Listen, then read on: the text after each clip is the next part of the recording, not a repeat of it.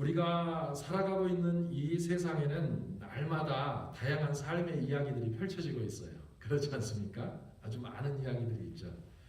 이러한 우리들의 이야기들을, 인생의 그 스토리들을 우리가 마치 그 텔레비전 스크린을 통해서 보는 것처럼 제3자의 입장에서 마치 방송을 보듯이 혹은 드라마를 보듯이 그렇게 우리의 삶을 바라본다면 우리 삶 속에서 경험하게 되는 각각의 사건들이나 또 상황들에 대하여서 우리는 어떤 입장을 취하게 될까요?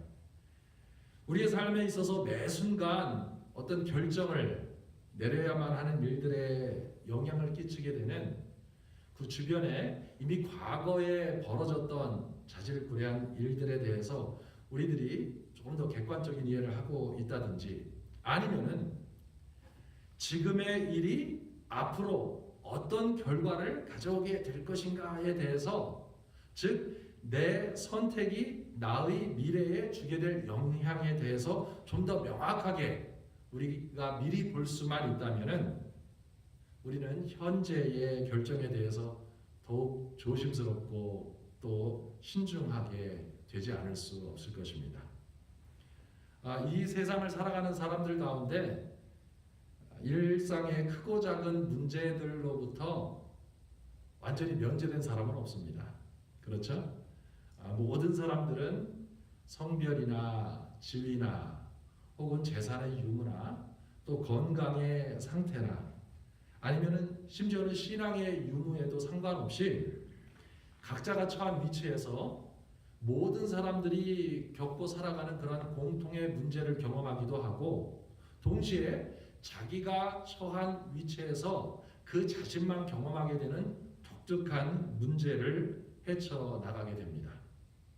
어떤 문제들은 우리들 스스로 선택해서 어쩔 수 없이 우리의 선택의 결과로 찾아오는 문제들도 있지만, 또 우리가 아는 것처럼 많은 문제들은 우리의 선택과 상관없이 우리가 이 세상에 살아가고 있다는 그 이유만으로 찾아오는 문제들도 많이 있습니다.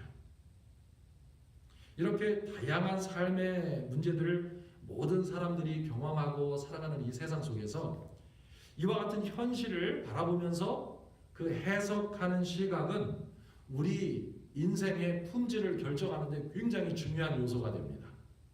이처럼 자신의 삶의 현실을 해석하는 시각을 우리는 인생관 혹은 세계관이라는 그러한 단어로 표현을 하고 있어요.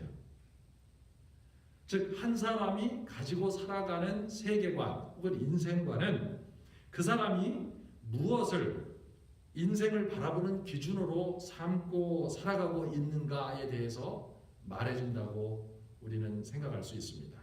다시 말하면은 내가 내 인생에서 벌어지고 있는, 그리고 내가 살아가는 세상 속에서 벌어지고 있는 많은 일들을 어떻게 해석하는가, 그러한 세계관은 그 해석 이면에 내가 진짜로 믿고 또 내 생각의 기준으로 삼고 있는 그 무엇이 어떠한 것인가를 우리에게 알려준다는 그러한 사실입니다. 오늘 우리가 함께 묵상할 베드로 전서 1장은 이 예수 그리스도를 만나서 그분의 사랑을 깨닫고 그분께 자신의 삶을 맡긴 믿음의 사람들이 지니고 살아가는 그 세계관에 대해서 우리에게 굉장히 잘 설명을 해주고 있습니다. 우리는 오늘 이 본문을 통해서 우리의 현실을 해석하고 이해하며 삶의 방향을 잡게 되는 기반이 되는 이 소위 그리스도인의 세계관, 즉 성경적인 세계관에 대해서 다시 확인해 보는 시간을 갖도록 하겠습니다. 특별히 이 시간에 예수 그리스도 안에서 하나님께서 우리에게 행하신 놀라운 일들을 먼저 확인해 보고요, 그것을 바탕으로 해서 우리가 삶의 다양한 문제를 해석하는 기반이 되는 요소들, 그리고 그 기반을 바탕으로 하여 믿음의 사람들에게 요구되는 삶의 자세에 대해서도 우리가 함께 살펴보도록 하겠습니다. 그리고 마지막으로 우리 사람들의 이야기에 등장하는 다양한 주제들, 우리가 살아가면서 여러 가지 주제들이 있잖아요. 뉴스를 통해서 보면은 사람들이 경험하게 되는 갖가지 사건들 그리고 상황들 그러한 상황들과 관련된 주제나 또 이야기들 그러한 많은 삶의 주제들에 대한 그 관점들이 다양합니다. 어떤 사람들은 동일한 문제에 대해서 이렇게 생각하기도 하고 또 저렇게 생각하기도 하죠. 우리들도 마찬가지입니다. 인생의 한 주제에 대해서 그것을 바라보는 관점 혹은 그 사람이 가진 세계관이 무엇인가에 따라서 그 주제를 해석하거나 이해하려는 방식은 다를 수가 있다는 거예요. 하지만은 그리스도인들은 우리의 생각과 우리의 행동 그리고 그것을 바탕으로 한 우리의 삶에 우리의 생각을 실제로 적용하는 데에 근거가 되는 요소는 무엇인가에 대해서 다시 한번 확인을 해보고 오늘 이 메시지를 마치도록 하겠습니다. 우선 예수 그리스도 안에서 창조의 주님이신 하나님 아버지께서 우리를 위해서 행하신 놀라운 일들에 대해서 몇 가지 중요한 것들을 베드로는 성도들에게 어떻게 설명하고 있는지 함께 살펴보도록 하죠. 첫 번째로 하나님 아버지께서는 풍성한 긍휼로 우리를 거듭나게 하셨다라는 것입니다. 이것은 굉장히 중요하죠. 우리 그리스도인들은 거듭났다라는 표현을 사용을 합니다. 예수님을 믿으면은 구원을 얻는다라는 그러한 표현을 쓰기도 하고 이제 예수 그리스도 안에서 우리가 거듭났다, 다시 태어났다, 새로운 생명을 얻었다라는 그러한 표현을 쓴다라는 거예요. 자, 거듭났다라는 표현은 이전에 없었던 생명이 내가 예수 그리스도 안에 들어오게 되었을 때 나에게 임했다라는 것입니다. 그러나 이 생명은 우리가 눈으로도 볼 수 없고 손으로도 만질 수 없는 그러한 생명이에요. 그래서 성경은 이것을 새로운 생명 혹은 영적인 생명이다라는 그러한 표현을 사용하기도 합니다. 영적인 생명, 하나님의 생명이라고도 하고요. 또 태초부터 있었던 생명 혹은 영원한 생명이라는 표현으로 이야기를 하기도 합니다. 하나님 아버지께서 우리에게 영원한 생명을 주셨다라는 거예요. 자, 나는 영원한 생명을 가지고 있다. 한번 해보겠습니다. 시작. 나는 영원한 생명을 가지고 있다. 세상 역사 속에서 수많은 사람들이 이 영원한 생명을 갖기 위해서 무던한 노력을 해왔습니다. 어떻게 하면 내가 영원히 살아갈 수 있을까? 그런데 하나님께서 주신 생명은 시간적인 의미의 영원한 생명일 뿐만이 아니라 그 퀄리티, 품질에 있어서도 우리가 알지 못했던 이 세상이 경험하지 못했던 너무나 풍요롭고 아름답고 온전하고 완전한 생명이라는 거예요. 이 생명은 이 세상에 태어난 사람들은 아무도 경험해 본 적이 없었기 때문에 그 생명이 내 안으로 들어왔을 때에 그래서 내가 새로운 생명을 입게 되었을 때에 과연 그 생명이 어떠한 생명인가에 대해서 우리가 쉽게 이해를 할 수가 없다라는 것입니다. 그러나 하나님 아버지께서는 우리를 새롭게 태어나게 하시면서 또 그 순간부터 그 생명이 우리 안에서 자라가고 우리가 그 생명을 통해서 살아갈 수 있도록 우리를 인도해 주시는 거예요. 이러한 생명이 우리 안에 있지만 오늘 우리가 계속해서 살펴보겠지만은 그 생명을 실제로 우리가 깨닫고 이해하고 누리면서 살아가기 위해서는 그렇게 우리를 인도해 주시는 하나님의 역할이 있는 반면에 또한 우리의 역할도 함께 있다라는 것입니다. 자, 하나님께서 먼저 풍성한 긍휼로 우리를 거듭나게 하셨고요.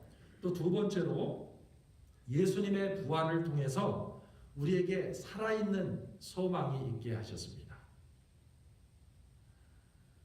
이 세상 사람들이 가장 두려워하는 것은 결국에는 죽음이에요. 그렇지 않습니까? 죽음을 두려워합니다. 사람들은 죽음을 두려워하기 때문에 죽지 않기 위해서 발버둥을 치는 거예요. 그런데 약 2000년 전에 이 세상에 인간의 몸을 입고 오신 하나님의 아들 예수 그리스도께서 죽음을 이기고 육체를 가지고 다시 살아나셨다라는 것이 이 기독교의 메시지였어요. 초대교회는 이 메시지를 가지고 사도들이 온 세상에 나갔습니다. 예수 그리스도께서 죽음을 이기시고 다시 살아나셨다. 이 부활의 메시지가 기독교의 핵심 메시지였습니다. 예수님은 살아나셨어요. 이 예수님의 부활을 통해서 하나님 아버지께서 우리에게 알려주신 것이 무엇이에요? 바로 그것처럼 너희들도 죽음이라는 것이 이 인생의 이야기의 끝이 아니다라는 거예요. 많은 사람들이 거기에서 끝날 것이라고 생각하고 두려워해서 그 두려움 때문에 종이 되어 살아갔었는데, 예수 그리스도를 통해서 아버지 하나님께서 우리에게 알려주신 것은 아니다. 너희들의 이야기는 죽음에서 끝나지 않는다. 죽음은 이야기의 끝이 아니다. 그것은 새로운 전환이다 라는 것을 우리에게 알려주심으로써 그 메시지를 듣고 믿는 사람들에게 살아있는 소망, 그 소망을 전해주신 것입니다. 아멘. 여러분의 소망은 살아있는 소망입니까?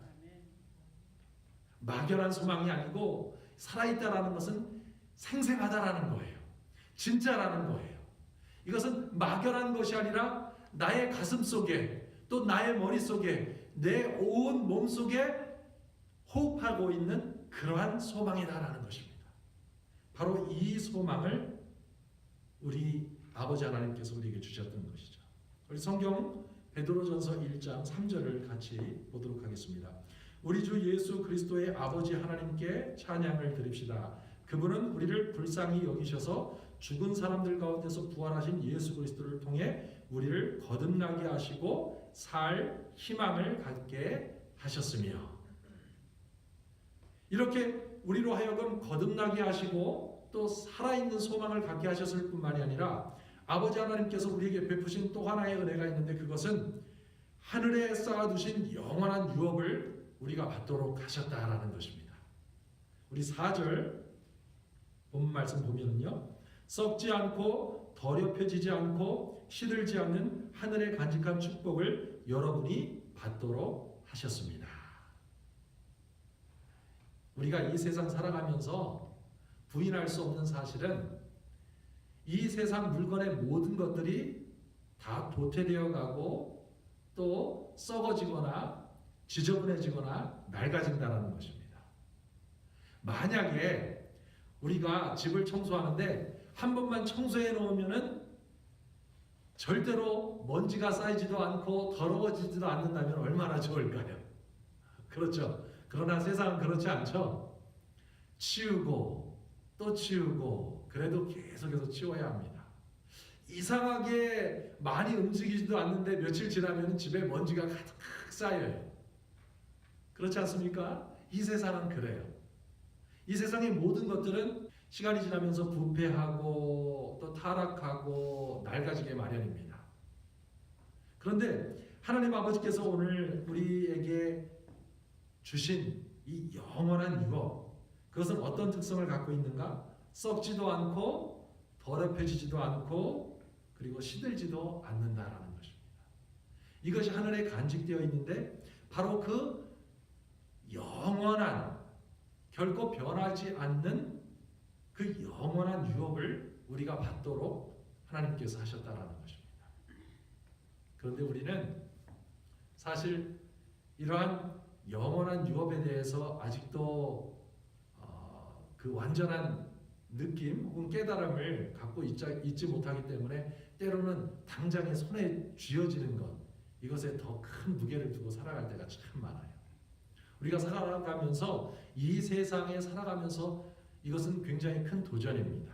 내가 어떻게 내 시각을, 눈에 보이는, 분명히 알고 있는데 이 눈에 보이는 모든 것들은 결국에는 내가 영원히 소유할 수도 없고 이 모든 것들은 낡아지게 될 것이라는 걸 알면서도 그래도 내 마음은, 내 생각은 여전히 여기에 더 많은 무게의 중심을 두고 살아간다라는 것입니다. 이것은 그리스도인들이 믿음으로 살기 위해서 날마다 헤쳐나가야 하는 그러한 영적인 도전이죠. 그래서 성경에서는 너희의 소망을 땅에 두지 말고 어디에 두라? 하늘에 두라 라고 계속해서 우리에게 이 챌린지, 도전을 하고 있는 것입니다. 이렇게 아버지 하나님께서 우리에게 큰 은혜를 베푸셨어요. 우리를 거듭나게 하셨고 산소망을 갖게 하셨고 또 영원한 유업을 우리가 받게 하셨는데, 하나님 아버지께서 행하신 일들을 우리가 기억하면서 이 세상의 현실 속에서 벌어지는 많은 일들과 또 그것들 가운데서 우리 삶에 필요한 결정을 내릴 때 기억하고 적용해야 할 기반들은 무엇이 있을까요? 우리가 우리 삶의 결정을 위한 중요한 원리들을 한번 생각해 보도록 하겠습니다. 첫 번째로 우리 그리스도인들의 우리의 인생, 우리의 삶을 해석하는 기반이 되는 첫 번째 요소는 무엇이냐면은 이 삶의 현실에 대한 이해가 하나님을 신뢰하게 될 때 변하게 된다는 것입니다. 오늘 본문 말씀 5절을 우리가 한번 살펴보도록 하겠습니다. 여러분은 마지막 때에 나타나도록 예비된 구원을 얻기 위해 믿음을 통해서 하나님의 능력으로 보호를 받고 있습니다. 잘 들으셨어요? 여러분은, 우리 믿는 사람들은 마지막 때에 나타나도록 예비된 구원, 그것을 얻기 위해 믿음을 통해서 하나님의 능력으로 현재 보호를 받고 있는 상태다라는 것입니다. 우리가 구원을 얘기할 때는 크게 시제를 세 가지로 이야기를 합니다. 우리는 구원 받았고, 과거에 예수님을 받아들였을 때, 예수님을 영접했을 때 구원 받았고, 또 현재 구원을 받고 있고, 또 앞으로 구원을 받을 것입니다. 들어보셨어요? 우리 구원의 세 시제가 있죠. 예수님을 믿었을 때 그 순간에 우리는 영원한 생명을 얻고 하나님의 자녀가 되었습니다. 구원을 받은 거예요. 하지만은 우리가 살아가면서 매일 매 순간 우리의 생각이 새로워지는 이러한 구원을 또한 누리게 됩니다. 이건 우리가 현재 구원을 받아가고 있는 거예요. 하지만은 여기에서 끝이 아니죠. 세 번째로 미래 시제가 있습니다. 구원의 미래 시제. 우리는 장차 구원의 완성을 입게 됩니다. 그것은 우리의 몸이 영화롭게 되는 것이죠. 영적인 몸을 입게 되는 거예요. 그것뿐만이 아니라 우리가 현재 가지고 있는 우리 안에 있는 죄의 모든 속성이 완전히 사라지게 되는 그 순간을 우리가 기다리고 있는 것입니다. 이것이 구원의 완성이고 이것은 미래 시제예요. 그래서 오늘 본문에서 보여주고 있는 것처럼 마지막 때에 나타나도록 예비된 구원, 이것이 바로 우리 구원의 완성을 말하는 것이거든요.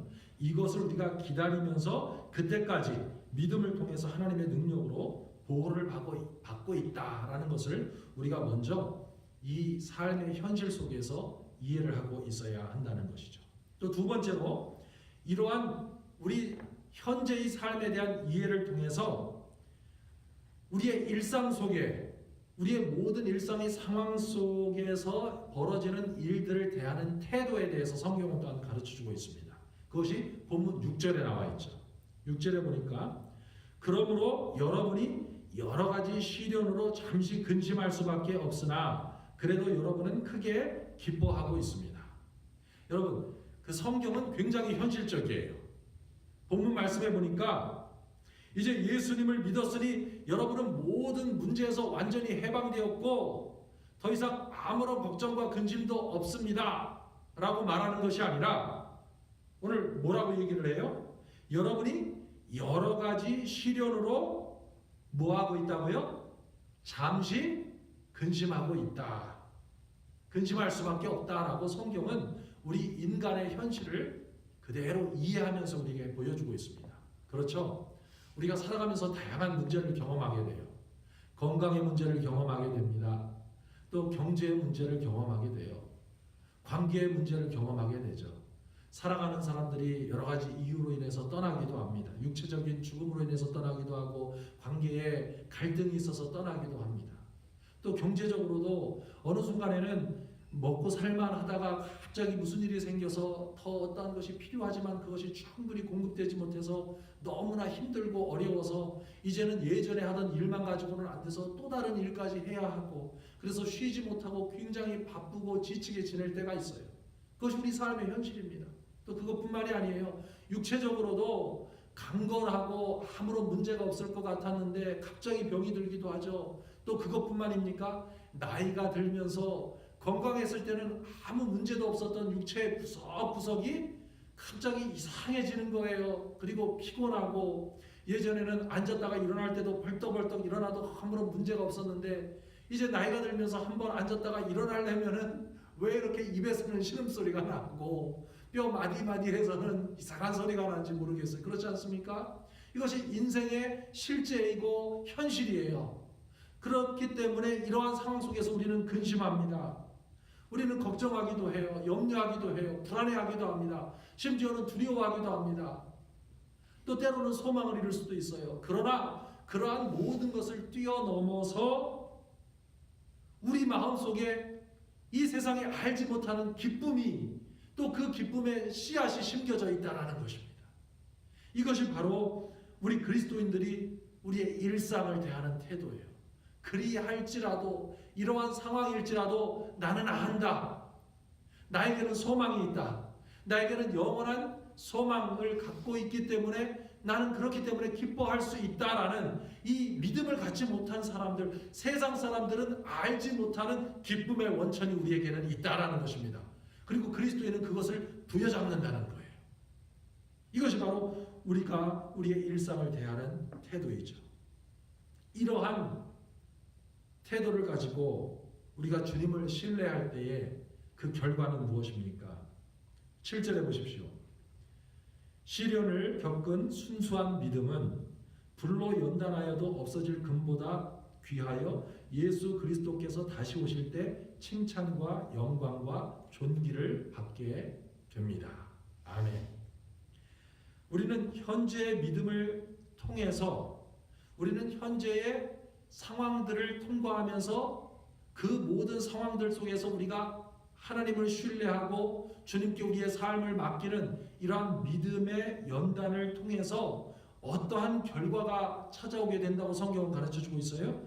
주님께서 오실 때에 칭찬과 영광과 존귀를 얻게 된다는 거예요.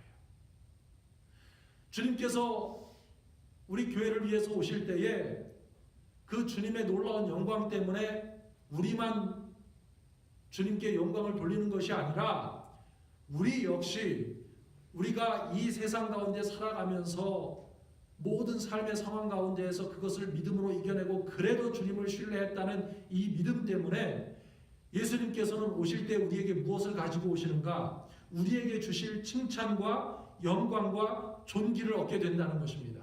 이 칭찬과 영광과 존귀는 모든 그리스도인들이 예외 없이 다 누리게 되는 하나님의 놀라운 축복이라는 거예요. 우리의 아주 작은 예수 그리스도에 대한 믿음, 하나님, 그럴지라도 저는 주님을 사랑하기 때문에, 주님을 믿기 때문에 이렇게 하겠습니다 하고 하나님의 마음을 쫓아 행했던 그 모든 것들이 그냥 땅에 떨어지는 것이 아무것도 없다는 거예요. 주님께서 약속하신 것은 반드시 내가 칭찬과 영광과 존귀를 너에게 주기 위해서 그것을 가지고 오겠다라고 약속을 하신 것입니다. 우리는 이것을 알고 있어요. 그래서 우리의 믿음은 막연한 믿음도 아니고, 그리고 마치 희미하게 아무것도 모르는 것처럼 어리석은 그러한 믿음도 아니다라는 것입니다. 우리의 믿음은 이 세상의 문제를 이길 수 있는 믿음이고 삶의 모든 상황을 헤쳐나갈 수 있는 믿음이라는 거예요. 그 근거가 무엇입니까? 이러한 진리들을 우리가 알고 있다라는 거예요. 자, 이러한 주님을 신뢰하는 믿음이 성숙되고 자라서 그 믿음의 특징은 어떠한 특징들을 보여주고 있나요?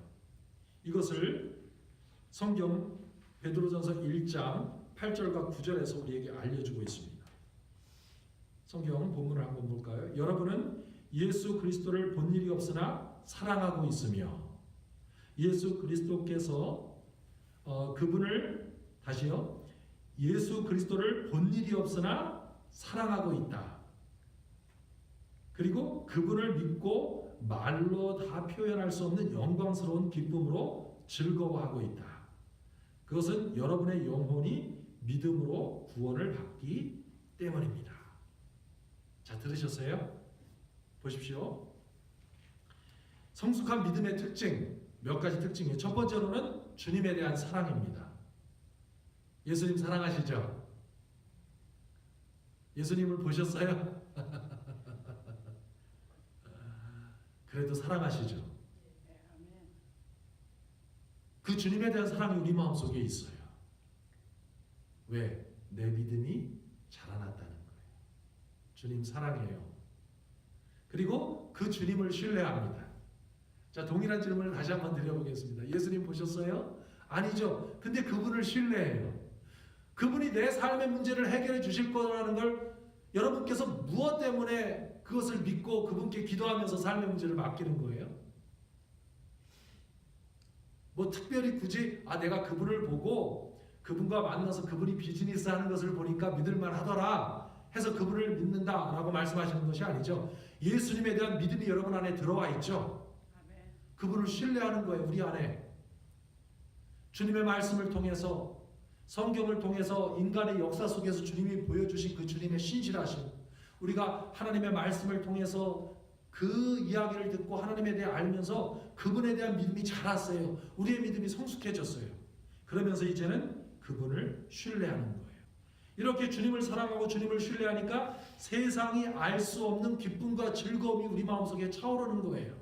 그러니까 좀 전에 얘기한 것처럼 삶에 문제가 없기 때문에 기쁜 것이 아니에요.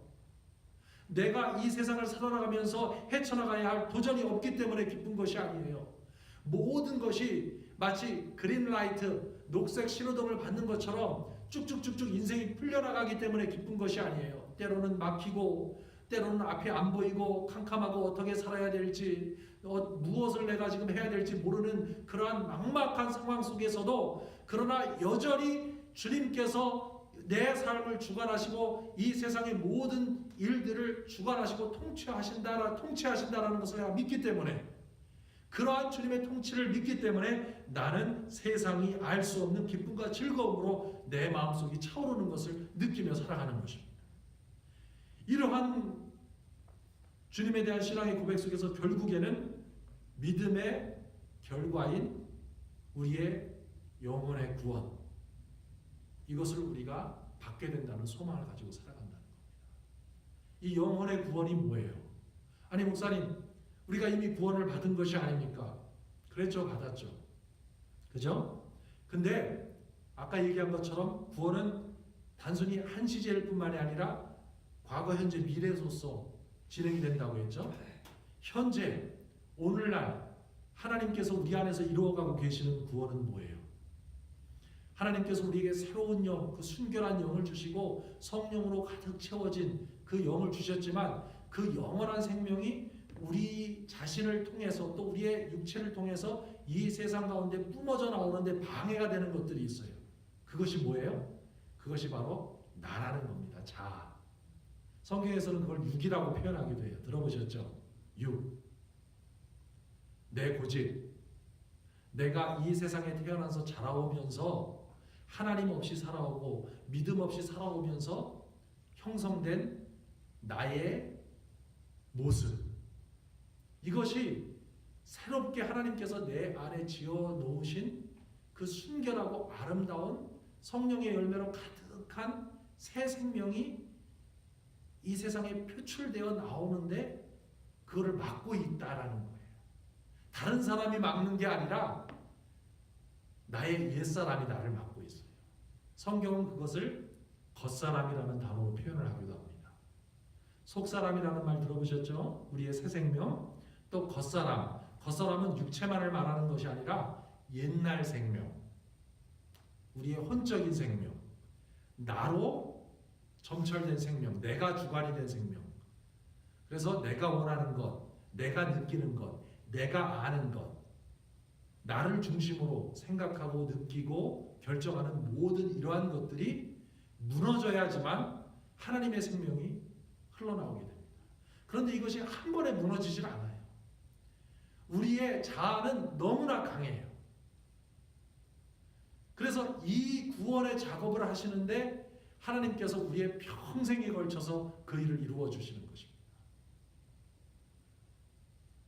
여전히 하나님의 그 아름답고 귀한 생명이 나를 통해서 나와야 되는데, 그래서 예수님처럼 내가 살아야 되는데 그것을 방해하고 있는 나의 고집, 이전에 나의 상처, 내가 내려놓지 못한 내가 주인이 된 그러한 내 모습, 이 모습이 깨어져야지만 그 사람을 통해서 하나님은 하나님의 생명을 흘려보내실 수가 있는 거예요. 그 하나님의 생명이 나와야지만 주변에 있는 사람들이 그 생명을 받고 새로운 생명을 누리면서 하나님의 영광과 하나님의 아름다움을 보게 됩니다. 그런데 하나님의 그 아름다운 생명을 흘려보내지 못하게 하는 내 모습이 나 안에는 참 많은 거예요. 너무나 많아요. 꽉 막고 있어요. 우리는 그것을 알면서도 때로는 포기하지 못할 때가 있어요. 왜? 나의 주인된 내 모습이 너무나 강하고 그것을 내려놓고 싶은 마음이 없어요, 우리는. 그래서 하나님께서는 하나님의 말씀을 통해서 우리를 깨우쳐 주시고 삶의 다양한 문제들을 통해서 우리를 깨우쳐 주시는 거예요.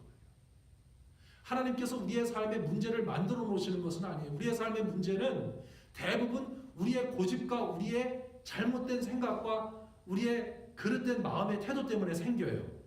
그러나 그러한 문제들을 하나님은 버리시지 않고 사용하시는 거예요. 무엇을 위해서? 우리가 새롭게 하나님의 모습으로 살아갈 수 있도록 하시기 위해서.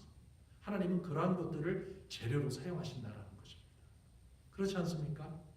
그래서 삶의 나로 인해서 또 내 주변의 사람으로 인해서 또 이 세상이 어쩔 수 없는 상황으로 인해서 벌어진 그러한 문제들을 하나님께서는 버리지 아니하시고 그것들을 통해서 우리로 깨닫게 하시고 우리를 다시 인도하시고 우리의 마음을 다시 한번 주님의 진리로 다잡을 수 있도록 이끌어 주시는 겁니다. 지금 그 일을 하나님께서 이루어 가시고 우리는 결국에는 우리의 마음속에 나로 인해서 세워진 나의 아성, 이 모든 성들이 다 무너지고 하나님의 완전한 통치가 이루어질 것이다 라는 그날을 우리는 믿음으로 기다리고 있는 것입니다. 아멘. 예. 자, 이와 같은 기반을 바탕으로 하여 우리가 일상의 삶에서 실제적으로 적용하기 위하여 훈련해야 할 삶의 습관들은 어떠한 것들이 있을까요? 첫 번째로 바른 생각을 바탕으로 한 집중과 끈기가 우리에게는 필요합니다. 13절 함께 보도록 하겠습니다. 베드로전서 1장 13절입니다. 그러므로 여러분은 마음을 가다듬고 정신을 바짝 차리고 그리스도 예수께서 다시 오실 때에 주실 은혜를 간절히 기다리십시오. 여러분, 그리스도인은 대충 생각 없이 살아가라라고 성경은 우리에게 가르쳐주고 있지 않습니다. 뭐라고 말하고 있어요? 이제 여러분이 예수를 믿었습니다. 그러니 여러분은 마음을 가다듬고 정신을 바짝 차리고 예수 그리스도께서 다시 오실 때에 주실 은혜를 간절히 기다리십시오. 자, 무엇보다도 무엇을 관리하라고 그래요? 생각, 마음, 정신. 그렇죠. 성경에 그 표현이 나오죠. 생각을 똑바로 하라는 것입니다. 우리 영혼의적인 사단은 다른 무엇보다도 우리의 생각을 흐트러 놓으려고 해요. 여러분, 영적 전쟁이라는 표현 들어보셨죠? 영적 전쟁이 일어나는 장소가 어디예요? 그것이 바로 우리의 생각입니다. 생각. 하나님의 생각을 하나님은 주시려고 하고 사단은 사단의 거짓된 생각을 우리의 생각 속에 심어 놓으려고 하는 거예요. 그래서 영적인 전쟁이 우리 삶 속에서 이루어지는 것은 바로 우리의 생각 속에서 이루어지는 것입니다. 내가 하나님의 생각을 하게 되면 하나님이 원하시는 것처럼 살아갈 수 있는 것이고, 내가 생각을 하나님의 생각이 아닌 그릇된 생각을 하게 되면 그 생각, 내가 갖고 있는 생각을 가지고 사람은 살아가게 되어 있어요. 그래서 성경에서는 다른 무엇보다도 우선 생각을 바르게 하라라고 계속해서 가르쳐주고 있는 것입니다. 로마서 12장 2절 함께 보도록 하겠습니다. 우리 스크린에도 말씀이 있어요. 로마서 12장 2절입니다. 여러분은 이 세상을 본받지 말고 마음을 새롭게 하여 변화를 받으십시오. 무엇을 새롭게 하여? 마음을 새롭게 하여 변화를 받으십시오. 사람이 변화되는 것은 언제 변화된다고요? 마음이 새로워질 때 변화가 된다는 것입니다. 마음이 새로워진다는 것은 생각이 새로워진다는 거예요. 바른 생각을 해야 된다는 것입니다. 근데 무엇으로 우리의 생각을 바꿀 수가 있어요? 하나님의 말씀으로 생각을 바꿀 수가 있는 거예요. 이렇게 마음을 새롭게 하여 변화를 받으십시오. 그러면 하나님의 선하시고 기뻐하시고 완전하신 뜻이 무엇인지를 알게 될 것입니다.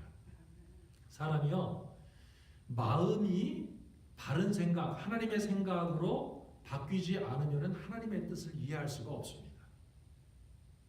우리가 이 예배당에 와서 다 예수님을 주님으로, 하나님을 아버지로 고백하잖아요. 그래도 우리의 생각이 다 같을 수 있어요, 없어요? 다 틀리죠. 사람은 저마다 자라온 성장 배경이 있고 문화가 있고 그래서 생각이 다릅니다. 그래서 교회 안에 문제가 생길 수 있기 때문에 하나님께서는 예수님을 믿고 모인 사람들의 생각이 하나가 되도록 해야 된다는 거예요. 무엇으로? 하나님의 말씀으로. 그래서 우리가 하나님의 말씀을 배우는 가장 중요한 이유 중에 하나가 무엇이냐면은 우리의 생각을 각자가 저마다 갖고 있는 그러한 생각으로 채우는 것이 아니라 하나님의 생각으로 채우기 위해서 우리가 하나님의 말씀을 배우는 거예요. 자, 두 번째로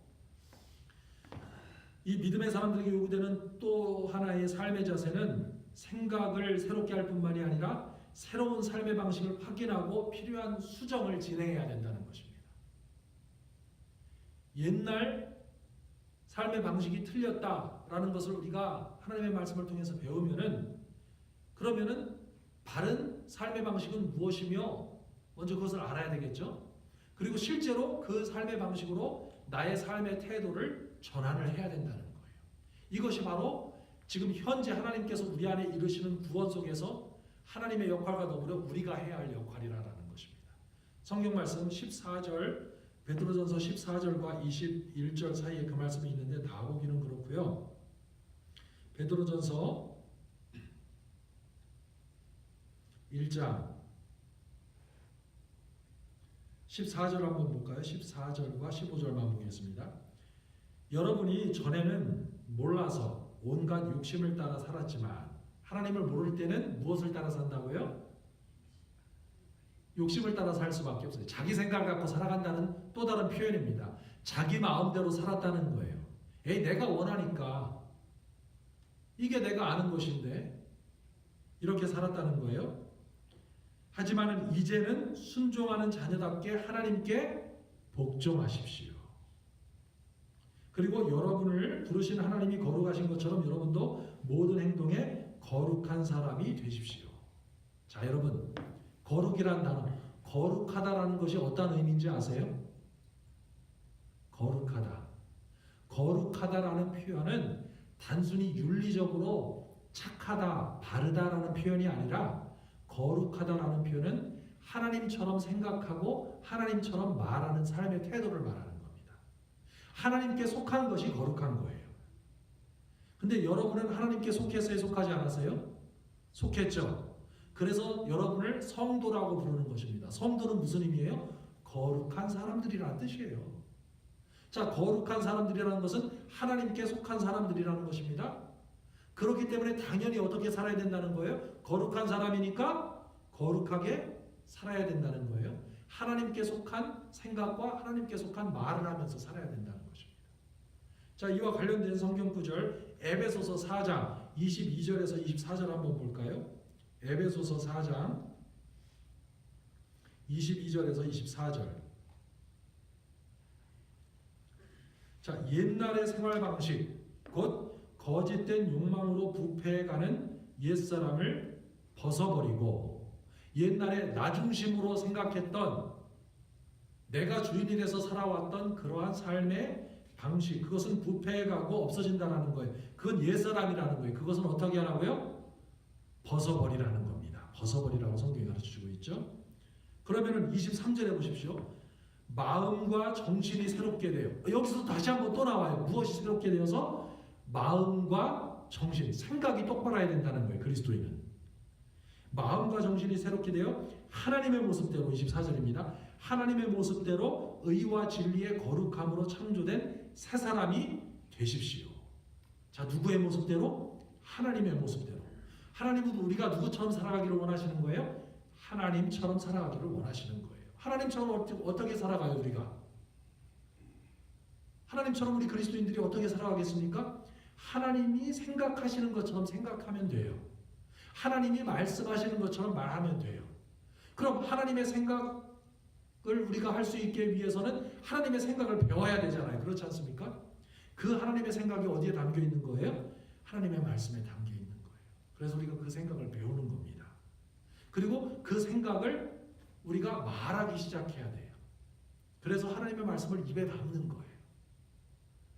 어느 때는 감정이 확 올라오면은 내 성격대로 그냥 한마디 해주고 싶죠. 근데 그것은 뭐라는 거예요? 옛사람이라는 거예요. 하나님은 뭐라고 말씀하세요? 내가 화가 나고 성이 날 때에도 사람이 성내는 것이 하나님의 의를 이루지 못하느니라. 하나님의 말씀이잖아요. 그러면은 하나님의 말씀이 내 안에 담겨 있으면은 한마디 화를 내고 욕을 하려고 하다가도 갑자기 뭐가 나오는 거예요? 그 사람의 마음속에 자 생각이 그래서 새롭게 돼야 된다는 게 왜 중요한지를 지금 제가 말씀을 드리는 거예요. 생각이 하나님의 말씀으로 차 있다 보니까는 화를 내는데 뭐라고 얘기를 해요? 사람의 성내는 것이 하나님의 의를 이루지 못하느니라. 갑자기 그 말이 내 입에서 튀어나오는 거예요. 하나님의 말씀이 채워져 있기 때문에. 그래서 마음을 새롭게 하고 정신이 새롭게 되면은 그 사람은 새 모습을 입고 하나님처럼 살아갈 수 있게 된다는 것입니다. 자, 이러한 바른 생각과 그 생각의 적용을 통해서 세 번째로 믿음의 사람들에게 요구되는 삶의 자세는 진실한 마음으로 다른 사람을 뜨겁게 사랑하는 것입니다. 오늘 본문 베드로전서 1장 22절에 보면은요 이렇게 말씀하고 있죠. 여러분은 진리에 순종하여 자신의 영혼을 깨끗하게 하였고 진심으로 형제를 사랑하게 되었으니 순결한 마음으로 서로 뜨겁게 사랑하십시오. 여러분 내가 어떻게 행동해야 될지 어떻게 결정해야 될지 모를 때 한 가지를 질문하면 돼요. 내가 지금 저 사람을 사랑의 마음으로 대하고 있는가? 이것이 중요하다는 것입니다. 옳은 이 말을 해줘도 내 마음속에 사랑이 없으면 안 되는 거예요. 그러나 때로는 훈계를 하고 때로는 징계를 할지라도 진실한 사랑, 그 사람을 위하는 사랑이 내 마음속에 있으면 그것은 바른 것이다라는 것이에요. 사랑의 마음. 고린도전서 13장 4절에서 7절 말씀 보겠습니다. 사랑이 무엇일까요? 고린도전서 13장 4절에서 7절. 사랑이 뭐예요? 사랑의 마음이라는 것이 뭐예요? 그것은 사랑은 오래 참습니다. 사랑은 친절합니다. 사랑은 질투하지 않습니다. 사랑은 자랑하지 않습니다. 사랑은 잘난 체하지 않습니다. 사랑은 버릇없이 행동하지 않고요. 이기적이거나 성내지 않습니다. 악한 것을 생각하지 않습니다. 사랑은 불의를 기뻐하지 않고 진리와 함께 기뻐합니다. 사랑은 모든 것을 참으며 모든 것을 믿으며 모든 것을 바라고 모든 것을 견딥니다. 이게 사랑이에요. 이 마음이 우리 안에 있어야 된다는 거예요. 왜요? 하나님은 사랑이시라. 지금 우리가 함께 묵상한 이 말씀이 곧 하나님이세요. 하나님이 그런 분이세요. 하나님은 사랑이세요. 하나님은 사랑을 갖고 계신 분이 아닙니다. 하나님은 사랑이십니다. 그분은 사랑이세요. 그분은 오래 참으시고 친절하시고 질투하지 아니하시고 자랑하지 아니하시고 잘난 체하지 않으세요. 여러분 하나님이 잘난 체한다고 한번 생각해 보십시오. 하나님이 버릇없이 행동하신다고 한번 생각해 보십시오. 여기에 지금 제대로 살아남아 있을 사람이 있겠습니까? 아니에요. 하나님은 그런 분이 아니에요. 하나님은요 이기적이지도 않으시고요. 하나님은 성내지도 않으세요. 그렇기 때문에 하나님이 성내시는 것은 우리 인간이 생각하는 화가 아니에요. 그것은 거룩한 분노라고 성경은 말하고 있는 거예요. 진실한 분노라는 거예요. 사랑이기 때문에 그렇습니다. 자 이렇게 그래서 우리 그리스도인은 하나님의 사람들은 다른 사람을 뜨거운 마음으로 사랑하는 것이 자연스럽고 정상적인 우리의 본 모습이라는 거예요. 그것은 억지로 되는 것이 아니라 우리의 생각을 새롭게 하고 하나님의 생각으로 가득 찰 때 우리 안에서 흘러나오는 우리의 새 사람의 모습이다라는 것이에요. 자 이제 하나님의 말씀을 마칩니다. 이렇게 혼란스러운 세상의 흐름과 다양한 삶의 해석들 가운데서 예수님을 믿는 그리스도인들이 자신들의 문화나 성장 배경, 교육이나 기타 다른 여러 가지 배경에 상관없이 항상 우리의 가치관의 기반으로 삼아야 하는 그 근거가 무엇일까요? 그것이 바로 성경이다라는 것입니다. 그래서 다시 우리는 성경으로 늘 돌아가는 거예요. 모든 상황 속에서. 23절에서 25절 본문 말씀 보도록 합니다. 베드로전서 1장 23절에서 25절. 여러분이 거듭난 것은 썩어질 씨로 된 것이 아니라 썩지 않을 씨로 된 것이며 영원히 살아있는 하나님의 말씀으로 된 것입니다. 여러분이 성경의 진리를 받아들였기 때문에 거듭나게 된 거예요. 무슨 진리? 예수님에 관한 성경의 증거를 받아들였잖아요. 그렇지 않습니까? 그래서 영원한 생명이 있게 된 거예요. 이것은 성경에 기록된 말씀과 같습니다. 모든 인간은 풀과 같고 그 영광은 들의 꽃과 같아서 그 풀이 마르고 꽃은 떨어지나 주의 말씀은 영원히 존재한다. 이 말씀이 우리가 여러분에게 전한 기쁜 소식입니다. 그래서 우리 그리스도인들이 항상 물어야 하는 그 질문이 무엇이냐면은 성경에서 하나님은 이 주제에 대하여 무엇이라고 말씀하시는가? 이것을 물어야 된다는 거예요. 나는 여기에 대해서 이렇게 생각합니다. 이게 아니라 성경은 이 주제에 대해서 하나님은 성경을 통해서 이것에 대해서 이렇게 말씀하신다는 것을 우리가 항상 생각해야 된다는 거예요. 자, 디모데후서 3장 15절에서 17절 같이 보고 기도하며 기도하는 시간 갖도록 하겠습니다. 디모데후서 3장 15절에서 17절입니다. 스크린에 있죠? 같이 읽도록 합니다. 시작. 그대가 어릴 때부터 배워 알고 있는 대로 성경은 그리스도 예수님을 믿는 믿음을 통해 구원을 받는 지혜를 줍니다. 모든 성경은 하나님의 감동으로 기록되어서 진리를 가르치고 잘못을 책망하여 바로잡게 하고 의로 훈련시키기에 유익한 책입니다. 이 책으로 하나님의 사람들은 온전하게 되어 모든 선한 일을 하기 위한 완전한 자격을 갖추게 됩니다. 하나님 안에서 완전한 자격을 갖추는 유일한 방법은 하나님의 말씀으로 내 생각이 새로워지는 것입니다.